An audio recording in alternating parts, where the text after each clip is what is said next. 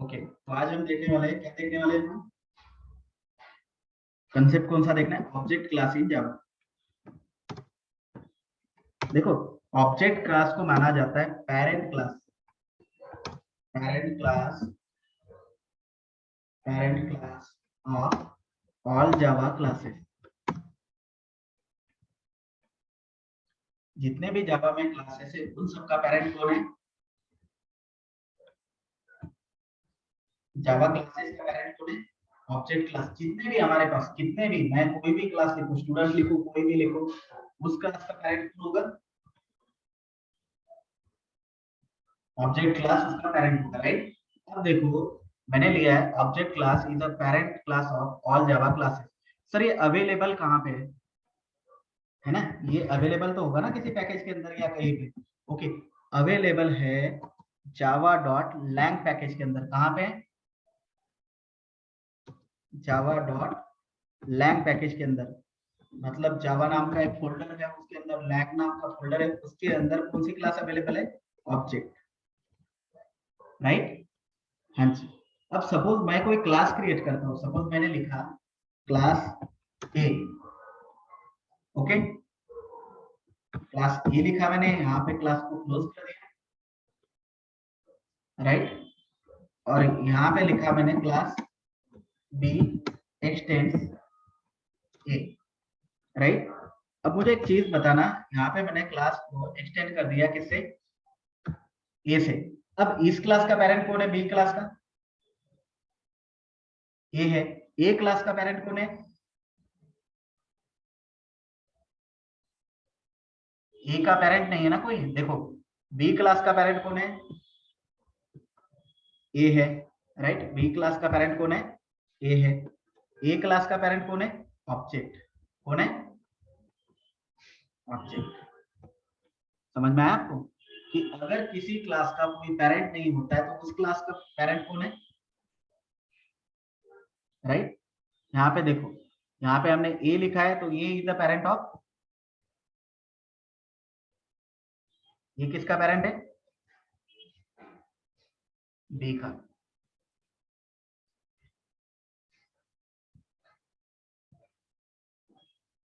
ए class,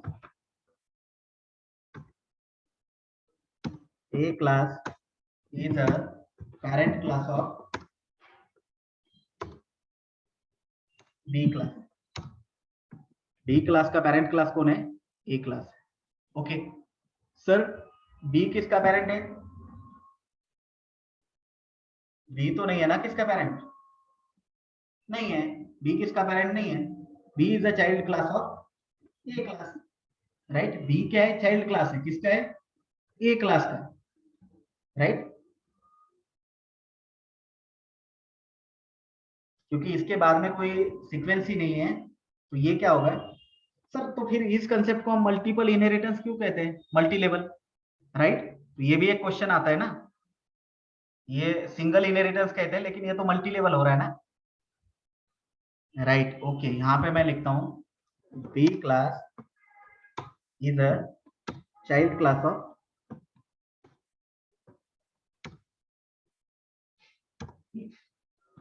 right?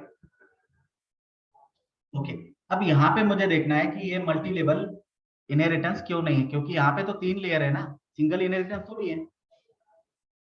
ये इसकी information read कर रहा है, ये इसकी कर रहा है, राइट? हाँ जी। बट ऑब्जेक्ट क्लास ये डायरेक्टली पेरेंट क्लास नहीं है, मतलब हमें दिखता है, right? Okay, object class is not directly parent class of इसका बट स्टिल अवेलेबल। वो डायरेक्टली नहीं है लेकिन अवेलेबल है, राइट? ओके, अब दूसरी चीज मुझे देनी है कि बी अगर ऑब्जेक्ट अगर इसका क्लास है ए का, तो वो क्या करता है, राइट? उसके बारे में हमें देखना है। हम यहाँ पे देखते हैं object class object class have 12 कितने मेथड उसके पास 12 common methods who work commonly on all classes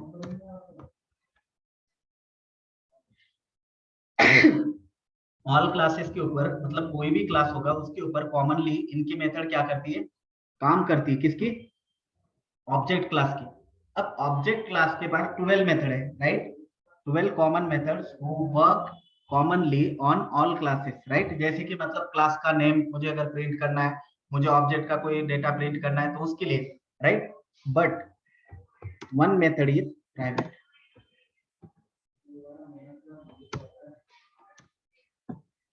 private so we only use कितने मेथड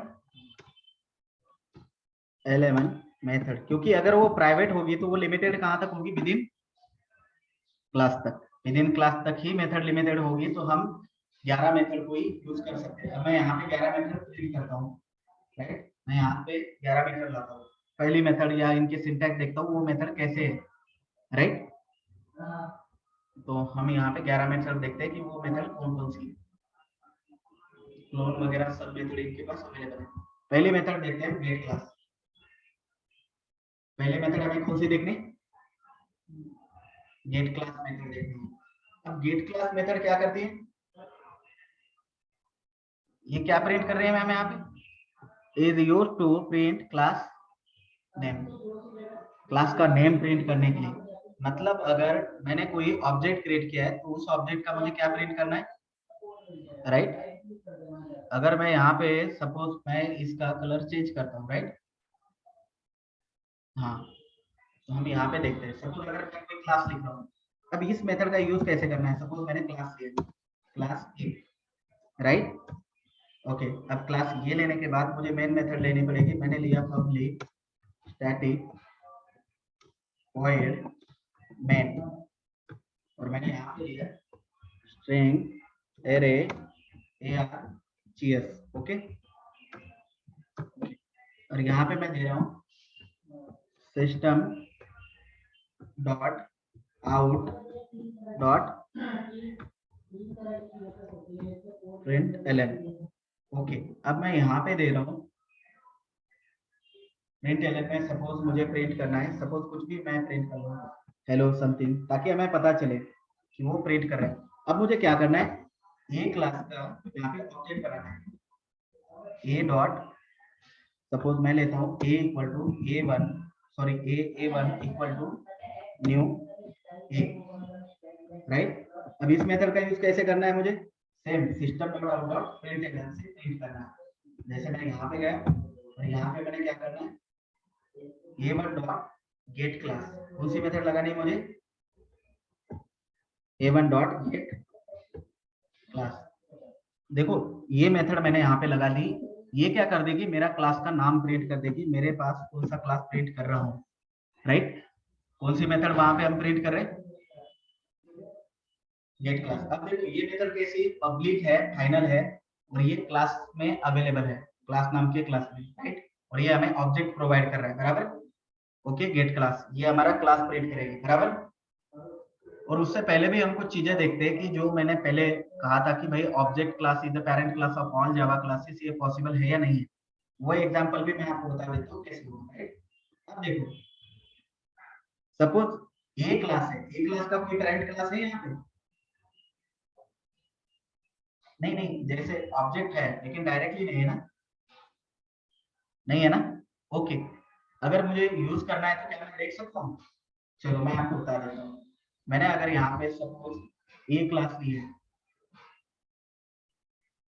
अब इस क्लास में मैं ए का ऑब्जेक्ट बना सकता हूँ जैसे कि मैंने लिया ऑब्जेक्ट क्लास मैंने लिया object OBJ equal to new object बराबर और यहाँ पे मैंने इसको लिख लिया राइट अब देखते ये प्रोग्राम अगर नॉर्मली प्रिंट हुआ और उसने लास्ट में अगर कोई लाइन या कुछ मतलब प्रिंट किया तो ये प्रिंट हो जाएगा। ये दोनों प्रोग्राम हम देखते हैं, राइट। अब हम चलते हैं किसी प्रोग्राम के अंदर, किसी फोल्डर के अंदर, वहां पे जाके हम चेक करते हैं। अब हम चलते हैं डेस्कटॉप। डेस्कटॉप पे फोल्डर 2 है, वहाँ पे हमने कोई फोल्डर लिया, ओके। और यहाँ पे right click, new text document, okay. यहाँ पे मैंने प्रोग्राम लिखा, आ गया मेरा प्रोग्राम। अब यहाँ पे सबसे पहले मुझे क्या करना है, ऑब्जेक्ट प्रिंट करना है। क्या प्रिंट करना है? ऑब्जेक्ट प्रिंट करना है। मैं यहाँ से इसको कंट्रोल-C करता हूँ, बाद में इसको यहाँ पे हटा देता हूँ। मैं ऑब्जेक्ट क्लास का ऑब्जेक्ट क्रिएट कर रहा हूँ यहाँ का, तो मैंने यहाँ पे क्रिएट किया object obj equal to new object, बराबर। और इसको मैं सेव करता हूँ किसी नाम से, तो ये डॉट क्लास है, पे डॉट क्लास मैंने लिया है यहाँ पे, सॉरी ए डॉट जावा नाम से मैं सेव करता हूँ। मैंने सेव किया ए डॉट जावा, ओके। अब हम यहाँ पे चलते हैं, मुझे क्या ओपन करना होगा, जावा फाइल आ गई, cmd कमांड प्रॉम्प्ट। अब कंपाइल करने के बाद वहां पे क्या होना चाहिए, डॉट क्लास फाइल ओपन होनी चाहिए। तो मैंने लिया जावा सी स्पेस, क्या था मेरे क्लास फाइल का नाम, ए dot, dot class file create हुई। हाँ, कौन से नाम से हुई, ये क्लास फाइल है, राइट, ये नाम से हुई है। तो मैं यहाँ पे जाने के बाद मैंने लिया जावा स्पेस और एंटर कर दिया। क्या प्रिंट हुआ, हेलो। मतलब ऑब्जेक्ट क्लास एसएस है ना वहां पे, है या नहीं है? ओके, उसका पैकेज नेम वगैरह प्रिंट करना है सर हमें, सही में कहाँ पे अवेलेबल। तो मैंने सिर्फ यहाँ पे प्रिंट किया ओबीजे, राइट। ऑब्जेक्ट का रेफरेंस जो है, ये जो ओबीजे है, ये ऑब्जेक्ट का रेफरेंस कहलाता है। न्यू न्यू मेमोरी क्रिएट कर दी है और ये कंस्ट्रक्टर कॉल है, तो हमने यहाँ पे खाली ओबीजे प्रिंट कर दिया है। अब इसको देखते हैं प्रिंट करके, राइट। सेम हमें कंपाइल करना होगा और बाद में रन। तो मैंने यहाँ पे गया cls, इस वाले फोल्डर में नहीं है, ये दूसरा वाला कमांड प्रॉम्प्ट है, इसमें है cls क्लियर स्क्रीन।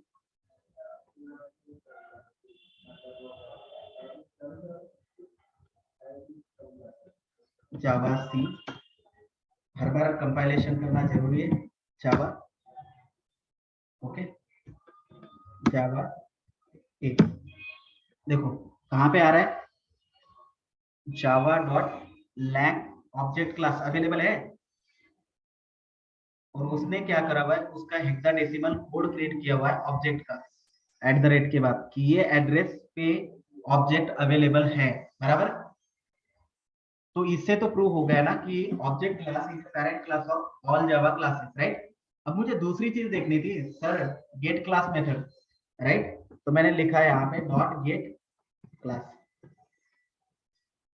अब हम दो क्लास का देखेंगे, पहले ऑब्जेक्ट क्लास के लिए देख रहे हैं, हम किसके लिए देख रहे हैं, ऑब्जेक्ट क्लास के लिए। मैंने यहाँ पे प्रिंट किया ऑब्जेक्ट क्लास, और यहाँ पे मैं क्लोज करके यहाँ पे प्लस देता हूँ, ये स्ट्रिंग प्रिंट होगी पहले, बाद में मैं दूसरे क्लास के लिए कर रहा हूँ। तो मैंने यहाँ पे जाने के बाद मैंने यहाँ पे लिया दूसरा, मेरा क्लास कौन सा है, ये क्लास है ना। हाँ, तो मैं ए क्लास के लिए डेटा प्रिंट कर रहा हूँ, तो मैंने यहाँ पे लिया ए क्लास। तो ए क्लास का ऑब्जेक्ट नहीं बनाया ना मैंने, तो मुझे बनाना पड़ेगा। मैंने बनाया ए1 इक्वल टू न्यू ए। आप कोई भी रेफरेंस वेरिएबल नेम ले सकते हो a1 के जगह, राइट। तो मैंने यहाँ पे लिया a1 डॉट गेट क्लास। अब मुझे चेक करना है इसको रन करके कि यार सही में हो रहा है या नहीं हो रहा है। Same Java C A dot जावा, बाद में जावा ए। देखो पहले का आउटपुट मुझे क्या मिला कि क्लास कौन सी है इसकी, Java dot lang dot object, और इसकी क्लास कौन सी है, क्लास ए। समझ में आया आपको? तो ये क्या प्रिंट करता है, आपके क्लास का नाम या क्लास का जो भी डेटा है वो उसमें प्रिंट कर देता है कि भाई ये क्लास इस नाम से यहाँ पे अवेलेबल है। कुछ डाउट यहाँ तक? हमने पहली मेथड देखी कि पहली मेथड किस तरीके से काम करती है, कौन सी, गेट क्लास, राइट। अब मुझे देखनी है दूसरी मेथड, राइट। तो सेकंड मेथड कौन सी थी वहां पे, 11 मेथड है, 11 मेथड में से कुछ मेथड दूसरे क्लास में भी अवेलेबल है बाकी जगह पे, तो वो हम देखेंगे, लेकिन यहाँ पे जो मेन इंपॉर्टेंट है वही मेथड हम देखेंगे। प्रिंट एड्रेस ऑफ ऑब्जेक्ट, कौन सी मेथड है, hash code, hash code method है, वो क्या प्रिंट कर रही है, एड्रेस ऑफ ऑब्जेक्ट, राइट।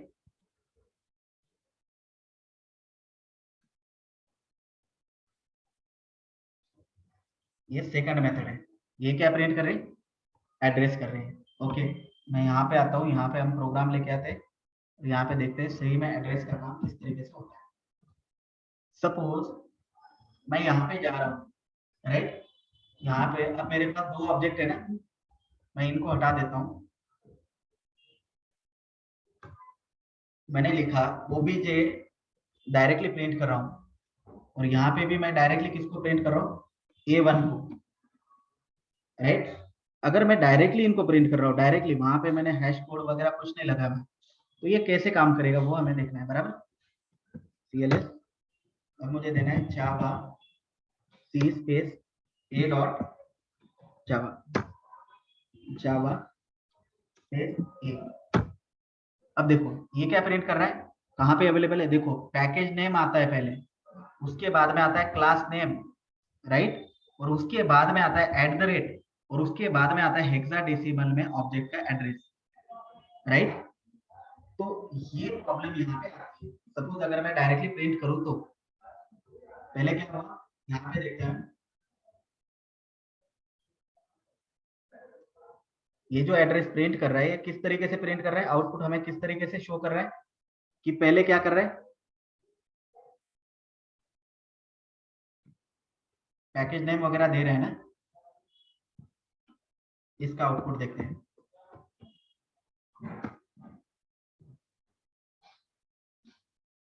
ये पहला आउटपुट है, ये दूसरा आउटपुट है ना।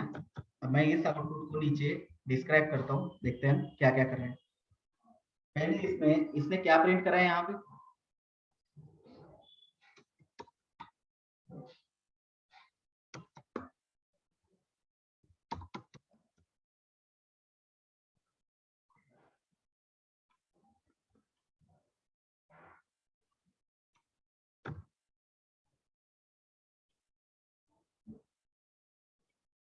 सबसे पहले इसने क्या प्रिंट करा है यहाँ पे, पैकेज, क्या प्रिंट किया, पैकेज नेम, कि कौन से पैकेज में अवेलेबल है, राइट। पहले पैकेज नेम प्रिंट किया कि भाई कौन से, हर किसके लिए करता है, राइट, लेकिन ए क्लास का कोई पैकेज नहीं है तो उसने उसका पैकेज नहीं प्रिंट किया, अदरवाइज ये प्रिंट करता। ऑब्जेक्ट, यहाँ पे इसने क्या प्रिंट किया सेकंड टाइम, क्लास नेम, क्या प्रिंट किया, class name, okay. At the rate हर जगह पे, एट द रेट का सिंबल, राइट, ये सिंबल हर जगह पे यूज किया है, दोनों जगह पे देखो आप किया है क्लास के बाद, okay. Symbol to separate class name and object address, एक सिंबल है, ये दोनों को सेपरेट कर रहा है, एक तो ऑब्जेक्ट का एड्रेस और एक क्लास नेम, दोनों के बीच में है ना ये, ओके। और यहाँ पे हमने जो ये एट द रेट ये वाला यूज किया है, ये क्या है, ऑब्जेक्ट एड्रेस है जो कि हेक्साडेसिमल में अवेलेबल है, किसमें अवेलेबल है, राइट, ऑब्जेक्ट का address available in hexadecimal, right. Hexadecimal में क्या अवेलेबल है, एड्रेस का, ऑब्जेक्ट का एड्रेस, बराबर, हाँ जी। तो ये ए क्लास में भी, अब देखो ए क्लास में कोई पैकेज है नहीं है, तो उसने पैकेज नेम नहीं दिया, यहाँ पे एट द रेट दिया है और हेक्साडेसिमल में उसका एड्रेस दिया हुआ है, बराबर। तो ये, अब मुझे क्या चाहिए, हेक्साडेसिमल ये नहीं चाहिए, ये सारी चीजें नहीं चाहिए, मुझे डायरेक्टली उसका एड्रेस चाहिए, राइट। जैसे कि देखो कोई अगर ऑब्जेक्ट क्रिएट होता है, सपोज हम देखते हैं A1 equal to new A, तो ये जो मेमोरी क्रिएट हो रही है या ये जो ऑब्जेक्ट हमारा क्रिएट हो रहा है ना, यहाँ पे प्रोसेस क्या होती है मैं आपको बता देता हूँ। राइट, ये वाला क्रिएट हो रहा है। अब देखो यहाँ पे क्या है, A1 रेफरेंस मेमोरी क्रिएट करता है। ये जो ये है, ये क्या आपका डेटा टाइप, ऑब्जेक्ट की डेटा टाइप है, class name as a data type use करता है ऑब्जेक्ट। राइट, A1 आपकी रेफरेंस मेमोरी क्रिएट कर रहा है, बराबर। A1 ने कोई रेफरेंस मेमोरी क्रिएट कर ली। ओके, उसके बाद क्या हुआ, न्यू ने न्यू मेमोरी, जावा में न्यू कीवर्ड का यूज किया जाता है ऑलवेज नई मेमोरी क्रिएट करने में, जिसमें आपका डेटा स्टोर होता है, बराबर। और उसके बाद ये होता है कंस्ट्रक्टर कॉल। ये क्या आपका कंस्ट्रक्टर कॉल, जो कि कंस्ट्रक्टर को कॉल करेगा, बराबर। ये आपका कंस्ट्रक्टर कॉल होता है। अब मुझे देखना है ये जो मेमोरी क्रिएट हो रही है, इसके अंदर अगर कुछ डेटा स्टोर होता है तो इसका कुछ ना कुछ एड्रेस होता है 1010। तो ये एड्रेस हमें चाहिए था वहां पे, ये एड्रेस प्रिंट करना है। ये क्या आपका एड्रेस ऑफ ऑब्जेक्ट, राइट। ये एड्रेस है किसका, ऑब्जेक्ट। तो ये एड्रेस हमें प्रिंट करना है, इसीलिए हमने क्या करा है वहां पे, हैश कोड का हमें यूज करा है उसने, क्योंकि ये ही एड्रेस ये हेक्साडेसिमल में प्रिंट कर रहा था, हमें ये डायरेक्टली चाहिए, राइट। हाँ जी, तो उसके लिए, और ये एड्रेस स्टोर कहाँ पे होता है, रेफरेंस वेरिएबल के अंदर। किसके अंदर होता है, रेफरेंस वेरिएबल। इसलिए हम जब भी रेफरेंस वेरिएबल प्रिंट कर रहे हैं वो एड्रेस को प्रिंट कर रहा है, बराबर। हाँ जी, अब अगर इसको ये हम डायरेक्टली A1 को प्रिंट करते हैं, सपोज मैंने लिखा system dot out dot println, अगर मैंने डायरेक्टली इसको ही प्रिंट किया तो ये मुझे एड्रेस किस में कन्वर्ट करके भेजता है, हेक्साडेसिमल में। सपोज मैंने लिया A1 डायरेक्टली प्रिंट कर दिया मैंने यहाँ पे, बाकी कुछ नहीं है। तो ये क्या करेगा, यहाँ पे आउटपुट क्या शो करेगा, हेक्साडेसिमल में। जैसे कि देखो यहाँ पे क्या मिलेगा मुझे, मेरे क्लास का नाम मिलेगा पहले, बाद में @ होगा, बराबर। उसके बाद में हेक्साडेसिमल में एड्रेस होगा, कुछ 3 4 5 कुछ भी हो सकता है एड्रेस। एड्रेस कुछ फिक्स नहीं है। ए सपोज AC34, इस तरीके से हमने ले लिया, इस तरीके से एड्रेस प्रिंट कर रहा है। बट अगर मैं वहां पे हैश कोड लगा रहा हूँ, मतलब वहां पे अगर मैं इस तरीके से प्रिंट कर रहा हूँ, तो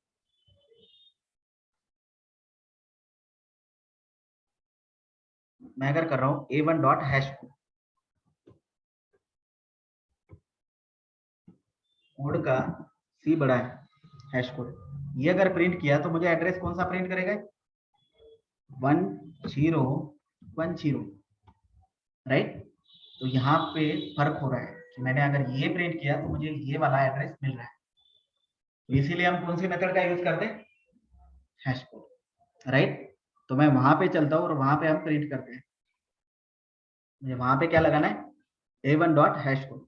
तो मैं यहाँ पे आता हूँ, मैंने ऑब्जेक्ट के ऊपर लगाया A1 डॉट हैश कोड का C बड़ा कोड, राइट।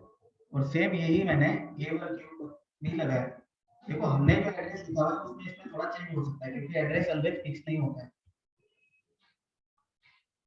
राइट। मैंने यहाँ पे CLS, अब मुझे जावा C A डॉट जावा, बाद में जावा A।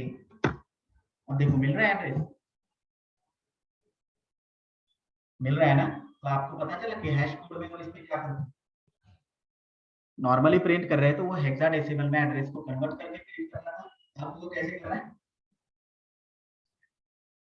डायरेक्टली जो भी एड्रेस उसके अंदर स्टोर है वो प्रिंट कर रहे हैं। अब मैंने इसको स्टोर कर दिया यहाँ पे, राइट। और मुझे अब देखना है आउटपुट, आउटपुट मेरा इस तरीके से मिलेगा मुझे। आउटपुट क्या मिला हुआ है हमें, समथिंग, हाँ ये वाला मिला, यहाँ पे ये वाला आउटपुट प्रिंट हुआ है, राइट। ये वाला आउटपुट मुझे मिल रहा है। समझ में आया आपको कि हैश कोड में क्या प्रॉब्लम हो रही थी, गेट क्लास मेथड में क्या प्रॉब्लम हो रही थी, पता चला ना, क्यों हमने गेट क्लास मेथड यूज की, दूसरी हैश कोड मेथड यूज की, राइट। अब मुझे देखना है थर्ड मेथड। हमने 2 मेथड देख ली ना इसमें, ओके। तीसरी मेथड कौन सी, इक्वल्स, कौन सी है, ओके।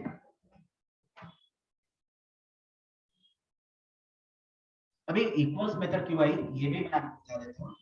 पहले हम देखते हैं इक्वल्स मेथड। इसने क्या कहा, स्ट्रिंग को कंपेयर करने के लिए कौन सी मेथड आई है, equals method. Equal method I है किसके लिए, इक्वल्स, राइट, और स्ट्रिंग, है ना। स्ट्रिंग को कन्वर्ट करने के लिए इक्वल्स मेथड आए हुए, कंपेयर करने के लिए, बराबर। अब हम यहाँ पे देखते हैं, कोई प्रोग्राम देखता हूँ मैं।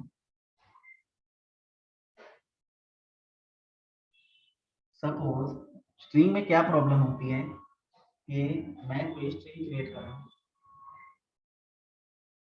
सपोज मैं वेरिएबल यहाँ पे क्रिएट करता हूँ, मैं ऑब्जेक्ट का कंसेप्ट, मतलब एक ऑब्जेक्ट रखता हूँ, राइट, क्योंकि ऑब्जेक्ट के थ्रू हमें ऑपरेशन परफॉर्म करने, यहाँ पे लेता हूँ, मैंने लिया स्ट्रिंग नेम इक्वल टू राजा। क्या लिखा है मैंने, ओके, मैंने लिखा स्ट्रिंग नाम इक्वल टू रानी। क्या लिखा मैंने, राइट, या मैं यस1 यस2 लेता हूँ, मैंने लिया स्ट्रिंग यस1 स्ट्रिंग यस2, और बाद में मैं स्ट्रिंग लेता हूँ यस3, राइट, और यहाँ पे लिखा मैंने राजा, राइट। अब देखो यहाँ पे मुझे कंपेयर करना है इक्वल टू से। हम क्या करते हैं जनरली, कंपेयर करने के लिए इक्वल टू का यूज करते हैं ना। जैसे मैंने लिया यस1 डबल इक्वल टू यस2, बराबर। अब यहाँ पे यस1 डबल इक्वल टू यस2 और यस1 डबल इक्वल टू यस, इस तरीके से मैं कंपेयर करता हूँ। इस तरीके से मैंने तीनों को कंपेयर कर लिया। अब इनको हम प्रिंट करके देखते हैं। अब यस1 जो यूज कर रहे हैं वो एक्चुअली नॉन स्टैटिक है ना, ये नॉन स्टैटिक है ना, तो मुझे ऑब्जेक्ट लगाना पड़ेगा। अगर ऑब्जेक्ट नहीं लगाना है तो मैं इनको यहाँ पे स्टैटिक करता हूँ, जस्ट चेक करने के लिए हम देख रहे हैं।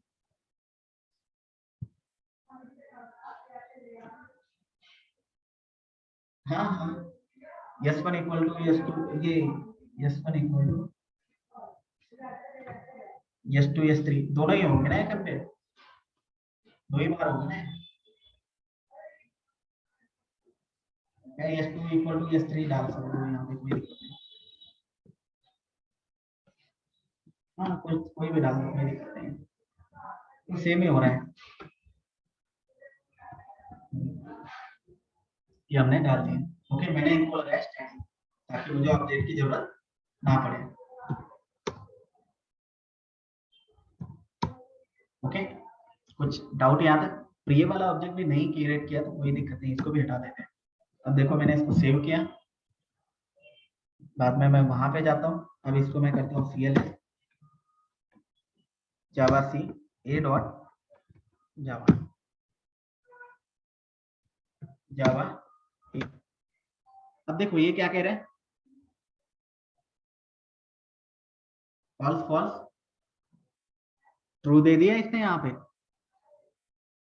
अब इसने ट्रू दे दिया सर, यहाँ पे मतलब ये आना ही चाहिए, बराबर सेम ही हो रहा है ना, तो इक्वल्स मेथड लेने का काम क्यों है, बराबर है। अब देखो इसका मैं आपको एक प्रॉपरली समझाता हूँ कि यहाँ पे क्या होता है कि जावा में जो भी रिजल्ट स्टोर होता है ना वो स्ट्रिंग कांस्टेंट फॉर्म में स्टोर होता है। क्या होता है, स्ट्रिंग कांस्टेंट फॉर्म में रिजल्ट स्टोर होता है। मतलब जो भी स्ट्रिंग हम स्टोर करते हैं ना वो कहाँ पे स्टोर होती है, स्ट्रिंग कांस्टेंट फॉर्म। इसे हम कहते हैं स्ट्रिंग कांस्टेंट फॉर्म नाम देंगे।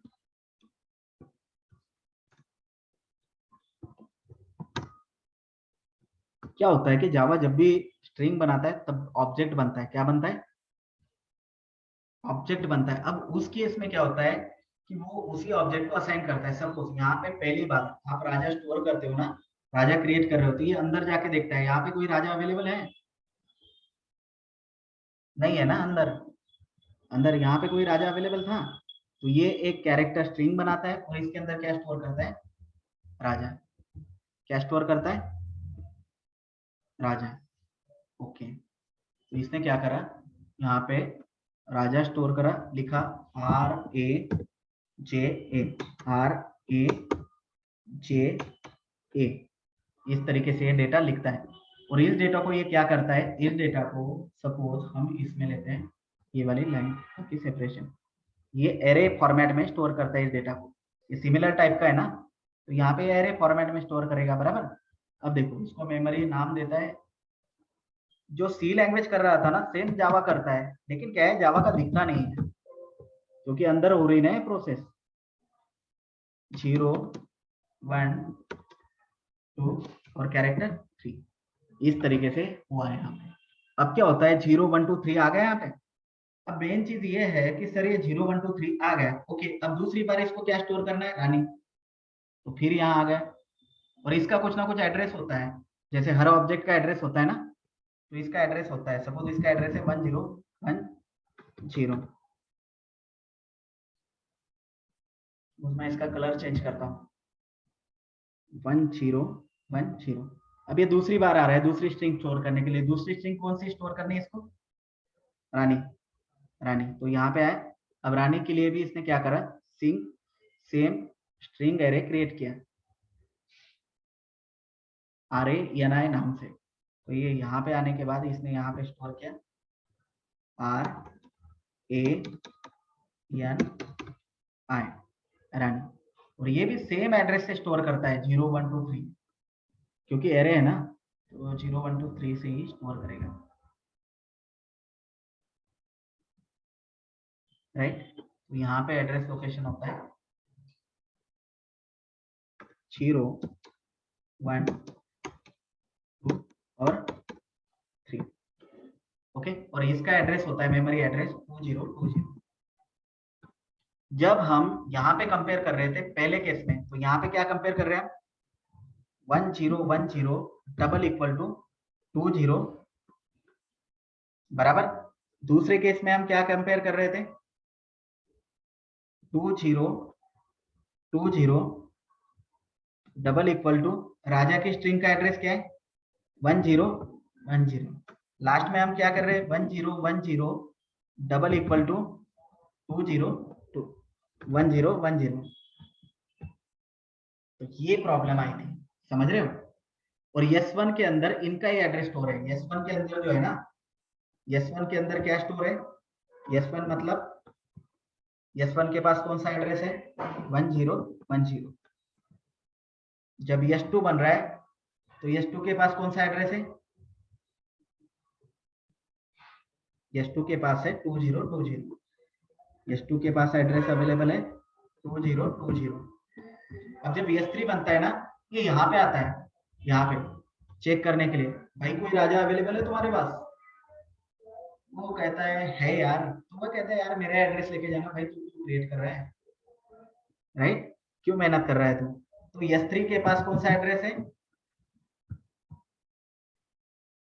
समझ में आपको, ये 1 0 1 0 ये ट्रू क्यों है। देखो यहाँ पे उसने स्ट्रिंग नहीं कंपेयर करी, क्या करा, एड्रेस कंपेयर करा। अब लोगों को क्या लगता है कि ये तो स्ट्रिंग कंपेयर कर रहा है, लेकिन ये स्ट्रिंग कंपेयर कर रहा है नहीं, ये क्या कर रहा है, एड्रेस कंपेयर कर रहा है।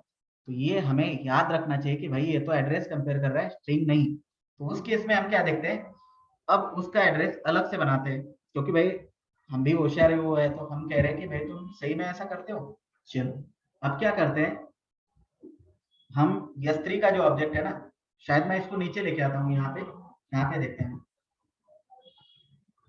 क्योंकि मुझे उसके ऑब्जेक्ट बनाने हैं, तो मैं यहाँ पे लेता हूँ। अब मैं न्यू के साथ बना सकता हूँ, दो टाइप से हम जावा में ऑब्जेक्ट स्ट्रिंग बना सकते हैं। एक तो न्यू के साथ बना सकते हैं ऑब्जेक्ट फॉर्मेट में। अब ऑब्जेक्ट कैसे, स्ट्रिंग की क्लास अवेलेबल कहाँ पे, ये भी java.lang पैकेज में अवेलेबल है। तो मैंने यहाँ पे लिया स्ट्रिंग, राइट, यहाँ पे इसको मैंने ओपन किया, यहाँ पे क्लोज किया, यहाँ पे भी न्यू स्ट्रिंग, यहाँ पे ओपन किया, यहाँ पे क्लोज किया, यहाँ पे भी मैंने लिखा न्यू स्ट्रिंग, यहाँ पे मैंने ओपन किया, यहाँ पे मैंने लास्ट में क्लोज कर दिया। अब देखो, अब ये अगर कंपेयर करेगा तो ये किसको कंपेयर करेगा, ये भी चेक करते हैं। अब तो सेम ही है ना, तीनों के अंदर सेम ही है, लेकिन यहाँ पे हमने एक ऑब्जेक्ट और ऐड कर दिया। इस केस में वहां पे कितने ऑब्जेक्ट बनेंगे, 2। तो ये वाला हम देखते हैं कि यहाँ पे क्या होगा। यहाँ पे ट्रू आना चाहिए ना लास्ट वाला, जो ये वाला आंसर मैं यहाँ पे पहले पेस्ट करता हूँ। ये आउटपुट है ना, तो मैंने यहाँ पे लिखा आउटपुट क्या आ रहा है इसका, वो यहाँ पे ऐड करता हूँ।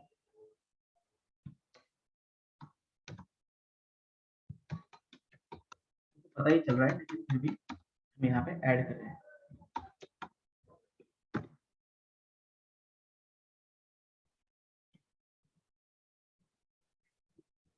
अब मुझे वहां पे जाके देखना है, तो मैंने फिर से कंपाइल करना है, तो मैंने लिया CLS clear screen Java C A dot Java Java A. क्या आ रहा है आंसर, क्या आ रहा है, फॉल्स।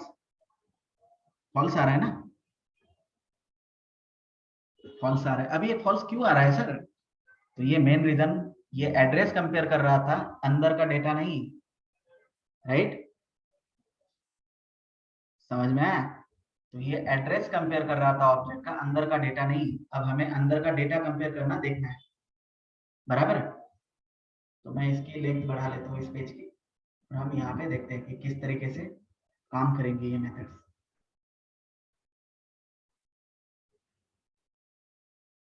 ये आपका कोई भी क्लियर नहीं कराएगा इतने अच्छे तरीके से, तो आपको समझ के लेना है। और ये अच्छी कंपनी में अगर इंटरव्यू देते हो तो ये मतलब प्रॉब्लम रहती है थोड़ी। ये क्वेश्चन आपको पूछते ही पूछते हैं, अगर अच्छी कंपनी में आप इंटरव्यू दे रहे हो तो ये क्वेश्चन आपको पूछेंगे ही पूछेंगे। वो ये थोड़ी पूछेंगे कि बेटा हेलो का प्रोग्राम लिख के बताओ, वो घर में आए हुए मेहमान थोड़ी है, बेटा जॉनी जॉनी आता है, राइट। हाँ जी। अब देखो मैम, यहाँ पे क्या हो रहा है इस केस में, ये सेम जावा के हीप एरिया में ही ऑब्जेक्ट क्रिएट करेगा, बट इस केस में कैसे होता है वो हम देखेंगे। इनका ऑब्जेक्ट बनाने का तरीका है हीप एरिया में चलाएगा, बट हम यहाँ पे जस्ट देखते हैं किस तरीके से। देखो हीप एरिया यहाँ पे बन रहा है, राइट। अब पहला जब आ रहा है ना यहाँ से जब आ रहा है, तो न्यू अपनी एक S1 जो है वो एक रेफरेंस मेमोरी बना रहे हैं। S1 क्या बना रहे हैं, रेफरेंस मेमोरी। न्यू क्या बना रहा है, अपनी मेमोरी एड्रेस स्टोर करने के लिए, राइट। न्यू क्या बना रहा है, एड्रेस स्टोर करने के लिए अपनी मेमोरी बना रहा है। और इसके बाद क्या होता है, ये दोनों अपनी मेमोरी बना लेते हैं। एक मिनट, अब देखो इसमें न्यू ने ये मेमोरी बनाई है, ये S1 ने बनाई। अब यहाँ पे और एक मेमोरी बनती है अंदर जाके ये पहले चेक करेगा यहाँ पे कोई राजा अवेलेबल है, नहीं है, नहीं है। अंदर इस वाले मेमोरी में, ये नई वाली हिप मेमोरी है, इसमें राजा अवेलेबल है, तो कहता है नहीं यार प्रदीप भाई मेरे पास तो कोई राजा अवेलेबल नहीं है। तो मैं कहता हूँ चल भाई बना लेते हैं अपन, ओके। तो यहाँ पे हमने जाने के बाद मैंने यहाँ पे लिया R space A space J space A, okay. Raja यहाँ पे बन चुका है। अब राजा का जो एड्रेस है, यहाँ पे हमने क्या करा, ये वाला एक मिनट ना, ये सेम मेमोरी लोकेशन स्टोर करेगा, जैसे कि 10, सॉरी यहाँ पे 0 से ही इंडेक्स स्टार्ट होते हैं, ये इंडेक्स है इसके 1 2 3, इसे स्ट्रिंग अरे भी कहते हैं। और यहाँ पे इस मेमोरी का एड्रेस क्या होगा, 10 10 10 10। अब इसने क्या करा, ये एड्रेस 1010 इस न्यू वाले मेमोरी के अंदर डाल दिया। लेकिन इस मेमोरी का भी एड्रेस है, इसका अपना एड्रेस है 2020। तो इस वाले में इसने कौन सा एड्रेस ऐड किया, 2020, समझे आप। ये S1 है, ये S1 है, और ये न्यू की मेमोरी है, राइट। न्यू कीवर्ड ने जो मेमोरी क्रिएट की वो ये है। तो न्यू मेमोरी का ऑलवेज कोई ऑब्जेक्ट बनता है, तो उसका ऑब्जेक्ट ये बना हुआ है और उसका एड्रेस वहां पे, राइट। अब हम सेम जाते हैं S2 के लिए, किसके लिए जा रहे हैं, S2 के लिए जा रहे हैं। अब S2 क्या करता है, यहाँ पे सेम अपनी एक रेफरेंस मेमोरी बना ली, ऑब्जेक्ट के लिए एक मेमोरी बना ली अपनी, बराबर। कलर मैं दूसरा लेता हूँ, S2 का कलर मुझे दूसरा लेना है, सपोज मैं ले रहा हूँ ऑरेंज, राइट। ये S2 की मेमोरी है। अब S2 यहाँ पे देखता है रानी है अंदर, नहीं है, तो रानी क्या करेगा, ये बनाएगा। तो इसने रानी के लिए मेमोरी बनाई, ओके। अब रानी के लिए इसने मेमोरी बना दी, इस मेमोरी का एड्रेस यहाँ पे स्टोर करता है, राइट। अब यहाँ पे ये प्रोसेस होगी, ये हम देखते हैं। सपोज देखो, रानी यहाँ पे लिखना है तो पहले एरे क्रिएट होगा, इस तरीके से यहाँ पे लिखेगा RANI, और बाद में सपोज RAN, इस तरीके से उसने यहाँ पे क्रिएट की रानी, ओके। अब यहाँ पे हम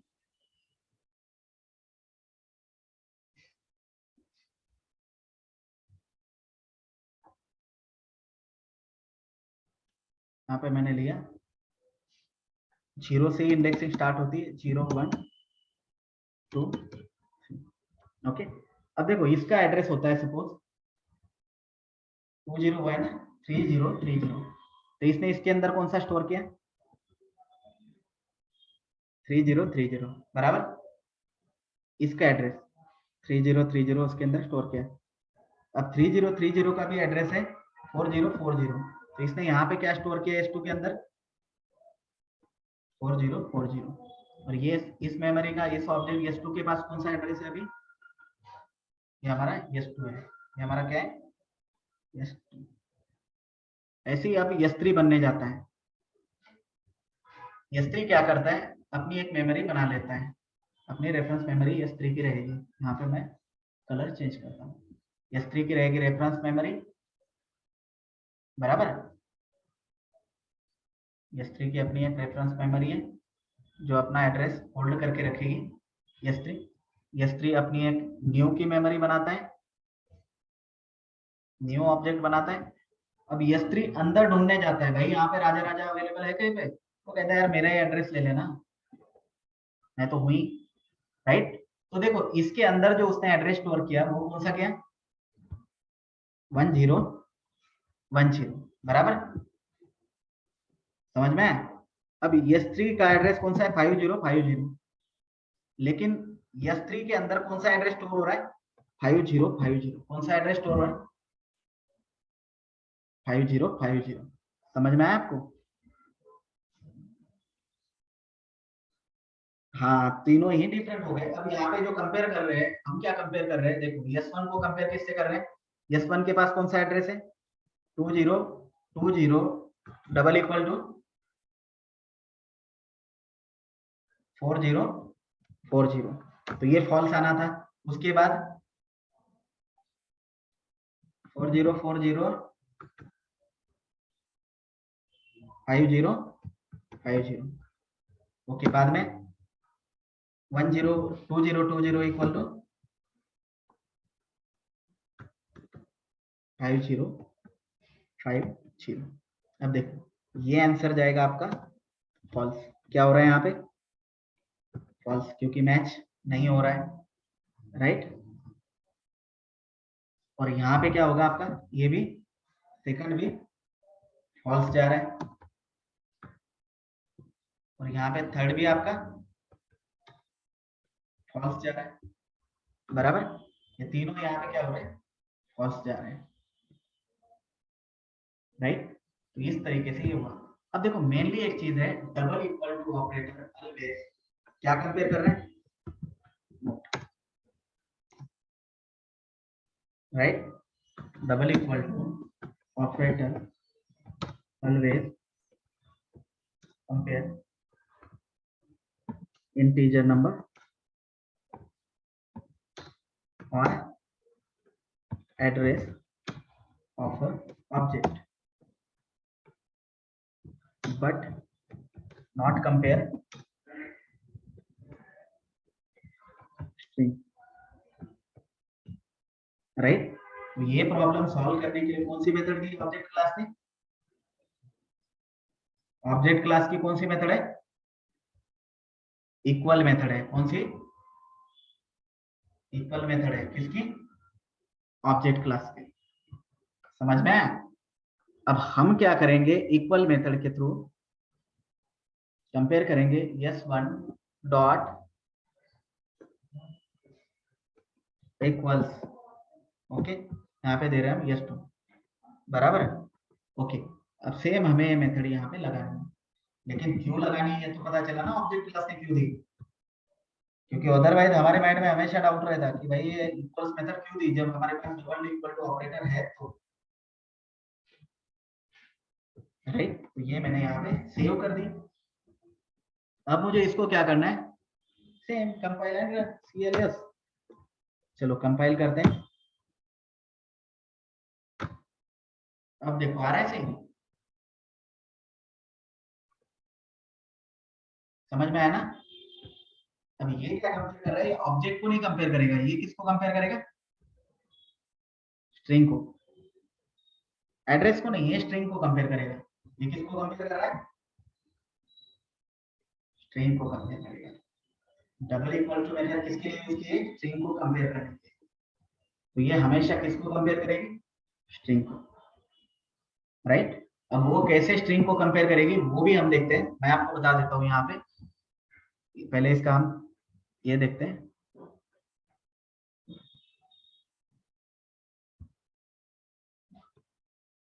अब देखो यहाँ पे क्या कंपेयर करेगा, राजा है ना, डॉट इक्वल्स है रानी, राइट। आंसर क्या आएगा, है नहीं ना, आंसर आ गया फॉल्स, राइट। बाद में रानी डॉट इक्वल्स जा रहे हैं राजा,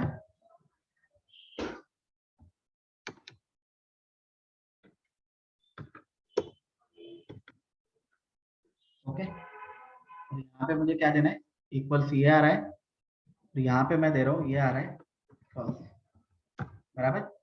अब यहाँ पे मुझे क्या देना है, राजा डॉट इक्वल्स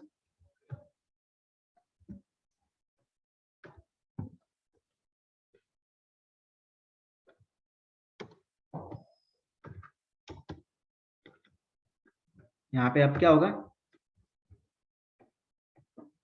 समझ में आया? तो ये स्ट्रिंग को कंपेयर कर रहा है, बाकी सारी चीजें किसको कंपेयर कर रही थी, ऑब्जेक्ट को। Clear ma'am? ये इसका आउटपुट है, ये इस तरीके से आएगा, राइट। क्लियर यहाँ तक तो पता चला ना कि इक्वल्स मेथड क्यों आई हुई। हमने अब तक कितनी मेथड देखी है, 3, ओके। अब हमें चौथी मेथड देखनी है, चौथी कौन सी है, क्लोन, राइट। लेकिन क्लोन हम यहाँ पे नहीं देखते, क्लोन आगे देखेंगे, उससे पहले हम एक मेथड देखेंगे, टोस्टिंग। कौन सी मेथड देखेंगे, राइट। ये 4th नंबर की मेथड है। बाकी मेथड जो है नोटिफाई, वेट वगैरह, ये यहाँ पे यूज नहीं की जाती, ये एक्सेप्शन हैंडलिंग के लिए, राइट। कुछ एक्सेप्शन हैंडलिंग के लिए, कुछ दूसरी चीजों के लिए भी, जैसे मल्टी थ्रेडिंग वगैरह, वो मैं बता दूंगा। बट यहाँ पे हम ये मेथड पहले देखते हैं। हमने एग्रीगेशन में ये वाली मेथड देखी हुई है, बट फिर भी यहाँ पे हम इसको कंपेयर करके देखते हैं कि यहाँ पे क्या क्या मिल रहा है, ओके। अब मुझे देखनी है टू स्ट्रिंग मेथड। अब टू स्ट्रिंग मेथड का यूज क्या है, मेनली क्यों लेने हैं। अब देखो मेरे क्लास में कोई नॉन स्टैटिक वेरिएबल है, सपोज ये मेरी क्लास है, राइट। अब ये मेरी क्लास है, यहाँ पे s1 s2 s3 को हम निकाल लेते हैं। यहाँ पे मैं ऊपर कोई वेरिएबल s1 s2 s3 से क्रिएट करता हूँ, चलेगा। मैं यहाँ पे ये क्रिएट करता हूँ, राइट। यहाँ पे मैंने लिखा string name equal to Ram, क्या लिखा मैंने, राम, ओके। दूसरा लिखा मैंने स्ट्रिंग सॉरी स्ट्रिंग नहीं, इंट में लेता हूँ, एज इक्वल टू 44। बस मैंने दो चीजें लिखी। यहाँ पे मुझे क्या प्रिंट करना होगा, नेम। अब इसका ऑब्जेक्ट क्रिएट करना पड़ेगा ना मुझे, बट ऑब्जेक्ट क्रिएट करने से बेटर मैं चाहता हूँ कि मुझे ऑब्जेक्ट के अंदर अगर ये डेटा स्टोर हो रहा है तो मुझे दिखे कि उसके अंदर है ये डेटा, बराबर। तो मैं यहाँ पे उसको डायरेक्टली प्रिंट करता हूँ। तो मैं यहाँ पे पहले ऑब्जेक्ट क्रिएट करता हूँ। मैंने लिया A D equal to new A, और यहाँ पे मैं प्रिंट करता हूँ एडी को। एडी को मैंने प्रिंट किया, इसको मैं सेव करता हूँ। ये सेम हमें हेक्साडेसिमल में हैश कोड प्रिंट कर रहा है, राइट। मैंने यहाँ पे लिखा CLS, राइट। अब यहाँ पे ये क्या करेगा कि मतलब मेनली वही कोड जनरेट करेगा, वही मुझे प्रिंट करेगा फिर से। तो मैं करता हूँ, एक बार देखता हूँ इसको। तो मैं यहाँ पे आने के बाद इसको कंपाइल कर रहा हूँ और बाद में इसको रन कर रहा हूँ। देखो क्या मिल रहा है मुझे, ये कोड मिल रहा है। तो मैं चाह रहा हूँ कि मुझे, या इसको अगर डॉट हैश कोड ले रहा हूँ तो मुझे कोड हैश कोड फॉर्मेट में मिल रहा है, राइट। अगर मैं इसको यहाँ पे ले रहा हूँ तो मुझे हैश कोड मिल रहा है, राइट। अब एडी डॉट हैश कोड नाम की मेथड हमने देखी थी जो ऑब्जेक्ट में ही अवेलेबल थी, बराबर। ऑब्जेक्ट क्लास में ही अवेलेबल है ना हैश कोड, ओके। ये दो तरीके से मुझे डेटा मिल रहा है, लेकिन इससे मैं सेटिस्फाई नहीं हूँ, राइट। क्योंकि मैं क्या चाह रहा हूँ कि मुझे ऑब्जेक्ट के अंदर अगर ये तीनों चीजें स्टोर है तो वो प्रिंट होनी चाहिए, बराबर। हाँ जी, मुझे वो तीनों चीजें प्रिंट करनी है। तो लेकिन यहाँ पे मिल नहीं रही है, जैसे नेम वगैरह। वो कैसे होगा मैं आपको वो भी बता देता हूँ। ये मैंने यहाँ पे लिया। अब ये है यहाँ पे। अब हम क्या प्रिंट करना चाह रहे हैं यहाँ पे कि सर अगर न्यू अपना ऑब्जेक्ट बना रहा है, सपोज मैंने यहाँ पे लिखा A1 equal to new A, right. तो ये है हमारा कंस्ट्रक्टर कॉल लास्ट वाला, और ये बाकी सारी चीजें वहां पे अवेलेबल है,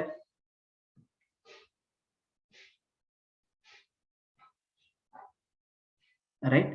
तो अब देखो यहाँ पे क्या हो रहा है, ये अपनी रेफरेंस मेमोरी क्रिएट कर रहा है, कौन, A1। और न्यू क्या कर रहा है यहाँ पे, अपना इंस्टेंस क्रिएट कर रहा है, ऑब्जेक्ट, राइट। अब ऑब्जेक्ट के अंदर जो डेटा डालने का काम है वो किसका है, कंस्ट्रक्टर कॉल का। किसका है, तो कंस्ट्रक्टर कॉल यहाँ पे आके डेटा कहाँ पे डालेगा, ये सुपर क्लास के पास चल जाता है, ऑब्जेक्ट क्लास वगैरह। वो चीजें हम यहाँ पे नहीं देख रहे क्योंकि हमें नॉर्मली इस कोड को रन करके देखना है। या वो भी बताओ आपको यहाँ पे, चलो आपके माइंड में क्वेश्चन होगा तो वो भी बता देता हूँ। जैसे ऑब्जेक्ट वाली प्रोसेस देख रहे हैं हम, यहाँ पे देखो न्यू ने ये वाली मेमोरी क्रिएट करी, नीचे वाली। ये मेमोरी किसके लिए बनी हुई है, न्यू के लिए। और ये वाली मेमोरी इसने बनाई, बराबर। अब मेनली है कि यहाँ पे जब भी कंस्ट्रक्टर कॉल होता है तो कंस्ट्रक्टर कॉल हमेशा सुपर क्लास के पास चल जाता है। किसके पास, सुपर क्लास, सुपर क्लास के कंस्ट्रक्टर के पास। ये यहाँ से कॉल किसको कर रहा है, सुपर क्लास के कंस्ट्रक्टर को। और जावा में जिस क्लास का कोई क्लास नहीं है उस क्लास का सुपर क्लास कौन है, ऑब्जेक्ट, राइट। मतलब साईं बाबा का काम कौन कर रहा है, ऑब्जेक्ट कर रहे हैं यहाँ पे, ओके। अभी ऑब्जेक्ट के पास आता है, ऑब्जेक्ट कहता है भाई यार मैं तो फकीर आदमी ठहरा, मेरे पास क्या है, जो भी है वो तेरे पास सब कुछ है, राइट। माँ, बंगला, गाड़ी, बाप, सब कुछ है, राइट। तो ये कहता है कि तू, तेरे पास जो कोड है उसी के पास चल जा। तो ये यहाँ से फिर कहाँ पे चल जाता है, इस वाले क्लास के पास। फिर ये यहाँ जाके देखता है यार मेरे पास तो बहुत कुछ है, राइट। अब यहाँ आने के बाद इसने क्या कर लिया, ये सारा कोड ऑब्जेक्ट के अंदर ले लिया। ऑब्जेक्ट के अंदर जैसे लेता है नेम, राइट। बाद में क्या है, नेम के बाद में एज है, उसके बाद में दो ही चीजें हैं, ओके। तो इसने यहाँ पे आने के बाद पहले नेम लिखा, फिर एज लिया, राइट, इसने नेम और एज यहाँ पे लाए, ओके, नेम और एज इसने यहाँ पे लाए। तो पहले एज की वैल्यू थी नल, क्या होती है स्टार्टिंग में नल, तो चलो हम नल नहीं देखते, डायरेक्ट इसने क्या स्टोर किया, राम, ओके, और यहाँ पे एज में क्या स्टोर किया इसने 44, क्या स्टोर किया 44, राइट। अब इसको क्या है, इस चीज को हमें प्रिंट करना है, जब हम एड्रेस को प्रिंट करें ना, सपोज ये 1010 को प्रिंट करें ना, तो हमें खाली 1010 नहीं प्रिंट चाहिए, हमें क्या चाहिए, उसके अंदर का डेटा कि राम और 44 चाहिए। अब ये यहाँ पे इसने वैल्यू इनिशियलाइज कर दी, अभी ये यहाँ से वापस आता है, ये दोनों वैल्यू इनिशियलाइज करने के बाद ये क्या होता है, रिटर्न आ रहा है वापस, और फिर से अपने क्लास के पास आता है, यहाँ से अपने क्लास के पास आता है, फिर इनको इनिशियलाइज करते हुए चलता है, राइट। तो हम यहाँ पे देखेंगे किस टाइप में कौन सी प्रोसेस हो रही है, यहाँ से वापस यहाँ पे आ जाता है। तो देखो ये जो पहली प्रोसेस है ये हुआ फर्स्ट टाइम, यहाँ पे इसने अपनी मेमोरी बना ली, राइट, ये हो गई प्रोसेस आपकी। सेकंड टाइम इंस्टेंस बनता है, थर्ड टाइम कंस्ट्रक्टर कॉल होता है, पहले अपना कंस्ट्रक्टर कॉल होता है, डिफॉल्ट कंस्ट्रक्टर होता है जावा में, वो कॉल होता है, बाद में सुपर क्लास के कंस्ट्रक्टर के पास वो चला जाता है, राइट, वो मैंने बताया नहीं डिफॉल्ट कंस्ट्रक्टर का, लेकिन डिफॉल्ट कंस्ट्रक्टर होता है, राइट। अब ये प्रोसेस है मेरी फोर्थ नंबर की, राइट, ये प्रोसेस हो रही है हमारी फोर्थ नंबर की, यहाँ पे ऑब्जेक्ट क्लास के पास कुछ है या नहीं है चेक करता है, वो करता है फिफ्थ नंबर पे, राइट। यहाँ पे मैं इस कंस्ट्रक्टर को हटा के यहाँ पे लिखता हूँ चाइल्ड क्लास का कंस्ट्रक्टर एक है, और उसमें उसके बाद में ऊपर दूसरा कंस्ट्रक्टर लिखता हूँ, ये अपने कंस्ट्रक्टर के पास जाता है जो डिफॉल्ट कंस्ट्रक्टर है 5 नंबर, और 5 नंबर से ऊपर इसको कॉल किया गया है सुपर के पास, तो यहाँ पे सुपर का कंस्ट्रक्टर है ऑब्जेक्ट क्लास का,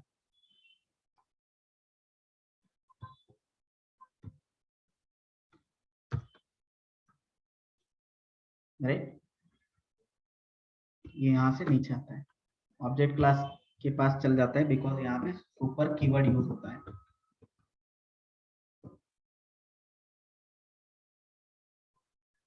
राइट। ये ऊपर चला गया, ये चला गया कितने नंबर 6 नंबर, और यहाँ से नीचे आता है कितने नंबर पे 7 नंबर, राइट, 6 नंबर पे ऊपर चला गया,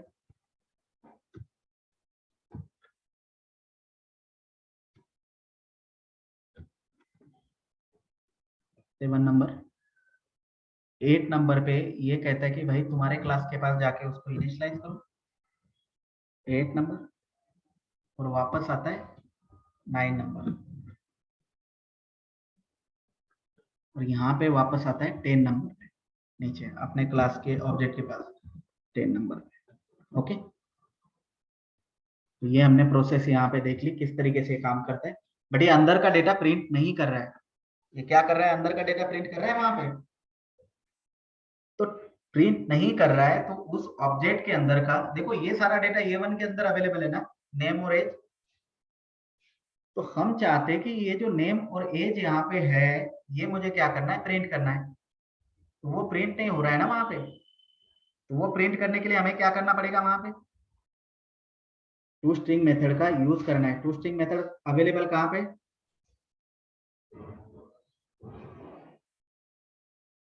टू स्ट्रिंग मेथड कहाँ पे अवेलेबल है, ऑब्जेक्ट क्लास में, कहाँ पे अवेलेबल है,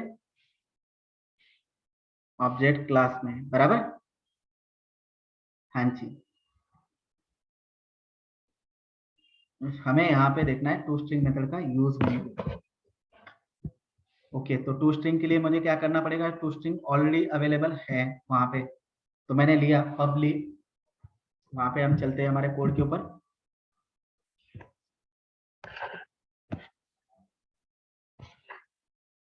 मैं कोड के ऊपर चलता हूँ। अब मुझे यहाँ पे लिखना है, ये हैश कोड भी हम हटा देते हैं यहाँ से, यहाँ पे ऊपर आके लिखते हैं। टू स्ट्रिंग मेथड देखो पब्लिक है ना, तो मैंने लिखा है यहाँ पे, वो पब्लिक है या नहीं है पता नहीं चल रहा है। देखो क्या है, पब्लिक है यहाँ पे, है ना। तो मैं यहाँ पे आया, मैंने लिखा public string to string, right. अब ये मेथड मैंने इसकी रिटर्न टाइप दी है स्ट्रिंग। क्या दी है रिटर्न टाइप? स्ट्रिंग। तो ये क्या करेगी, डेटा को रिटर्न करेगी ना स्ट्रिंग में। मैंने लिया रिटर्न, ओके। पहले क्या प्रिंट करना है मुझे, मैंने डबल कोट के अंदर लिया नेम, ओके। हम यहाँ पे कुछ भी चेंज कर सकते हैं, और यहाँ पे मैंने लिया प्लस नेम, ओके। बाद में मैंने यहाँ पे फिर से प्लस लिया। अब बाद में मुझे क्या प्रिंट करना है, एज।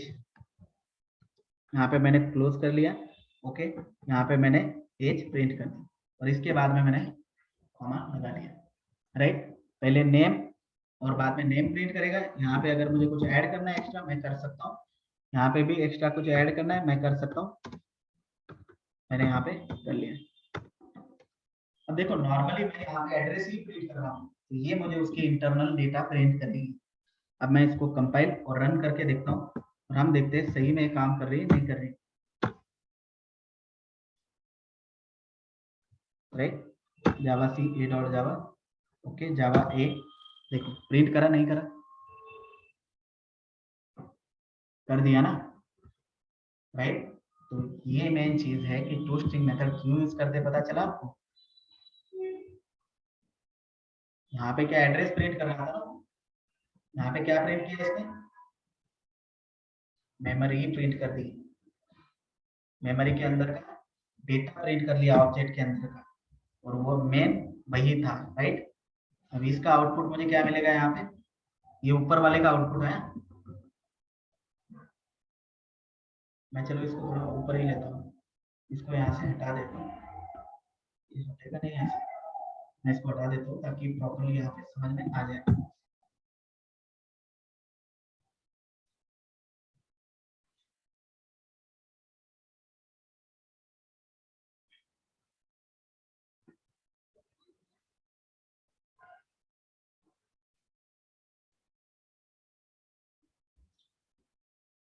पेज में जितना पेंट में जितना पेज क्रिएट होता है ना, उसकी हमने हद को क्रॉस कर ली, क्योंकि इसके बाद मुझे नहीं लगता ज्यादा बड़ा कुछ होगा, राइट। हाँ जी। अब हम यहाँ पे चलते हैं। अब यहाँ पे इस वाले कोड को मैं लेके आता हूँ। मैंने लिया कंट्रोल ए कंट्रोल सी, यहाँ पे मुझे इसको प्रिंट करना है। मैंने यहाँ पे इसको लिया, मैंने कंट्रोल ए, और इसकी मैं यहाँ से साइज थोड़ी बढ़ा देता हूँ।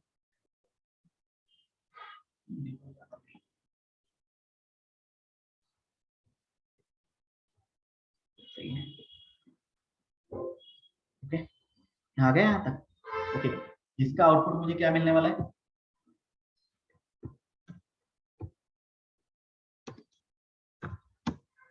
ओके। नेम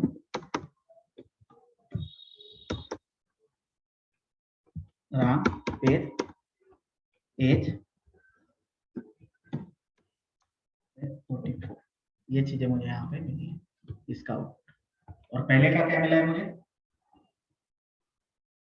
आउटपुट पहले का मिला है मुझे a@1010 सपोज, और दूसरे का खाली मिला है 1010। यहाँ पे 1010 नहीं, यहाँ पे हेक्साडेसिमल कोड भी ऐड होगा, सपोज 12 DB 23, ऐसे कुछ बराबर। हाँ जी, कुछ डाउट यहाँ तक नहीं है। इस तरीके से मिला था। टू स्ट्रिंग का यूज आपको पता चला। अब बाकी मेथड जो है कुछ मल्टी थ्रेडिंग में यूज की जाती है ऑब्जेक्ट क्लास की, और कुछ एक्सेप्शन हैंडलिंग में यूज की जाती है। और क्लोन मेथड है जो हमेशा यूज की जाती है, पर क्लोन का यूज हम मल्टी थ्रेडिंग में ही देखेंगे। यहाँ पे हम देखते हैं, हमने इंपॉर्टेंट मेथड देख ली, 4 मेथड इंपॉर्टेंट है। एक तो गेट क्लास इंपॉर्टेंट है जो हर जगह पे यूज होती है, एक तो हैश कोड हर जगह पे यूज होती है, एक तो इक्वल्स मेथड यूज होती है। अब क्लोन मेथड जो है मैक्सिमम ये एक्सेप्शन हैंडलिंग या बाकी जगह पे यूज की जाती है, मल्टी थ्रेडिंग वगैरह यहाँ पे भी यूज कर सकते हैं हम, लेकिन ये थोड़ी बड़ी है, ये हम बाद में देखेंगे। और टू स्ट्रिंग मेथड हमने देखी, राइट। अब यहाँ से जो नोटिफाई मेथड है, ये भी मल्टी थ्रेडिंग में यूज की जाती है। देखो मल्टी थ्रेडिंग में इसका यूज, अब क्लोन मेथड का यूज क्यों करते हैं पता है? डुप्लीकेट ऑब्जेक्ट क्रिएट करने के लिए। किसके लिए? डुप्लीकेट ऑब्जेक्ट क्रिएट करने के लिए क्लोन का यूज किया जाता है, बराबर। अब दूसरी जो है नोटिफाई, ये अगर आपका कोई थ्रेड सो रहा है तो उसको जगाने के लिए नोटिफाई। और देखो नोटिफाई क्यों, एक थ्रेड अगर सो रहा है और आपको उसके बारे में पता है कि यार वो सो रहा है, तो उसको उठाने के लिए कौन सी मेथड यूज करते हो आप? नोटिफाई। लेकिन कितने सो रहे हैं यही पता नहीं है, तो कौन सी करोगे? Notify all, right. हाँ जी। अब अगर किसी चीज को आपको वेट कराना है एक पर्टिकुलर टाइम तक, किसी थ्रेड को, तो आप वेट मेथड का यूज करते हो, ये भी मल्टी थ्रेडिंग की मेथड है, राइट। और उसको बाद में जगाने के लिए आप नोटिफाई या नोटिफाई ऑल का काम कर सकते हो, राइट। सेम ये आपको वेट मेथड दूसरी भी है, जो आप लॉन्ग के साथ मतलब दे रहे हो, कितने टाइम में सोनी चाहिए, कितने टाइम में उठनी चाहिए वगैरह, तो ये भी आप यहाँ पे नैनो सेकंड के साथ दे सकते हो। थर्ड मेथड है कि जिसमें आपको टाइम ही नहीं देना है सोने में, कि जब तक सो रहा है तब तक सो जा, थ्रेड को सोने के लिए, थ्रेड जब स्लीप में चला जाता है उसके लिए, तो यहाँ पे आप वेट का यूज कर सकते हो डायरेक्टली। और बाद में एक मेथड आ रही है फाइनलाइज। कौन सी मेथड है? फाइनलाइज। जेवीएम जावा फास्ट है और जेवीएम काफी अच्छे से परफॉर्म करता है बिकॉज ऑफ फाइनलाइज मेथड का भी इसमें रोल। क्योंकि गार्बेज कलेक्शन मतलब कचरा जमा करना, या जो ऑब्जेक्ट अनरेफरेंस हुए हैं उनको हटाने का काम फाइनलाइज मेथड करती है। तो वो किसके थ्रू करती है मेथड? जेवीएम के थ्रू, राइट। फाइनलाइज के थ्रू करती है, राइट। और ये फाइनलाइज मेथड भी हम मल्टी थ्रेडिंग में देखेंगे, जो कि हमारा कौन सा टॉपिक है? गार्बेज कलेक्शन के अंदर। यहाँ तक कुछ डाउट? और क्लोन मेथड इस तरीके के ऑब्जेक्ट ही मतलब क्रिएट करने में हेल्प करती है। क्लोन ज्यादा टफ नहीं है, सिंपल मेथड है, राइट। क्लोन का जस्ट हम एक प्रोग्राम देख लेते हैं कि देखो मैंने यहाँ पे क्या लिया। लेकिन जब क्लोन यूज करते हैं तो हमें किससे उसको इंप्लीमेंट करना चाहिए? क्लोनेबल से। हाँ जी, क्लोनेबल से इंप्लीमेंट करना चाहिए। सपोज यहाँ पे मेरे दो वैल्यू है, यहाँ पे मैंने उसका कंस्ट्रक्टर क्रिएट कर रखा है, यहाँ पे हमने ऑब्जेक्ट क्लोन दिया है, यहाँ पे थ्रो दिया है, और यहाँ पे दिया है क्लोन नॉट सपोर्टेड एक्सेप्शन। क्या दिया हुआ है? मतलब अगर कोई एरर आता है तो वो क्लोन नॉट सपोर्टेड एरर आ सकता है। तो यहाँ पे मैंने क्लोन उसका क्रिएट किया है सुपर क्लास के। तो ये सेम है, उतना टफ नहीं है, सिंपल मेथड है। बट चलो हमने इतनी मेथड देख ली, यहाँ तक कुछ डाउट समझ में आए या थोड़ी दिक्कत?